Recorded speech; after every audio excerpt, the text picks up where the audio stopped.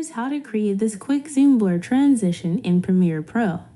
Go to your project panel and right-click, select New Item, then Adjustment Layer. Drag it above your two clips on the timeline. Go to Effects and search for Transform. Add this effect to the adjustment layer. Move your timeline slider to the center of the two clips.